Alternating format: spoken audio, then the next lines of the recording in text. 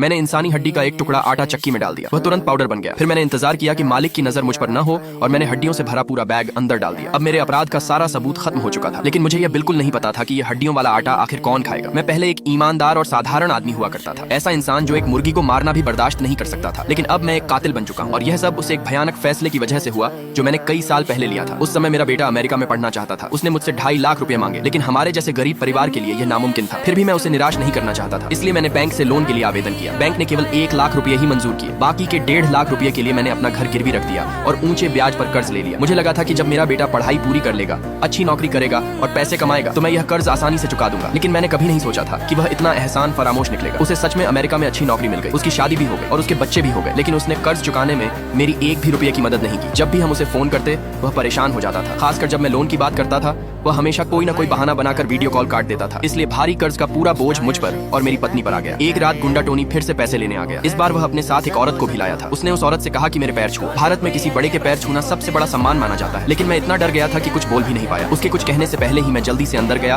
और इस महीने का ब्याज लेकर आ गया। जब टोनी ने देखा कि 2000 रुपये कम है तो उसने मुझे डांटा भी नहीं, बल्कि वह उस औरत को सीधे मेरे बेडरूम में ले गया। 1 मिनट बाद वे दोनों अस्त व्यस्त हालत में बाहर आए। कमरे की हालत देखकर मुझे समझ आ गया कि ये एक चेतावनी भी थी और अपमान भी। कुछ दिनों बाद मैं अभी बैंक से कुछ पैसे निकाल कर आया था, तभी टोनी ने मुझे फिर देख लिया। वह सीधे मेरे पास आया और पैसे छीन लिए। जब उसकी कार स्टार्ट नहीं हुई तो उसने मुझे कार धक्का लगाने का आदेश दिया। मैं विरोध करने की हिम्मत नहीं कर पाया और चुपचाप उसकी बात मान ली। लेकिन इतनी दुख भरी जिंदगी भी मेरी दयालुता को खत्म नहीं कर सकी। एक रिटायर्ड शिक्षक होने के बावजूद मैं गरीब बच्चों को मुफ्त में पढ़ाता था, यहाँ तक कि अपनी छोटी सी पेंशन से बचत करके मैं उनके जन्मदिन पर केक भी खरीद कर देता था। लेकिन वही बच्चे मुझे एक बड़ी मुसीबत में घसीटने वाले थे। उस दिन टोनी एक आदमी को लेकर मेरे घर आया। वह मेरा घर बेचकर मेरा कर्ज चुकाना चाहता था। मैंने मना कर दिया और उससे कुछ और दिन की मोहलत मांगी। तभी मेरी एक छात्रा अपना होमवर्क पूरा करके मुझे दिखाने के लिए ले आई। टोनी की नजर तुरंत उस छोटी लड़की पर टिक गई और उसी पल मुझे समझ आ गया उसके दिमाग में कुछ बहुत ही गंदी योजना चल रही है।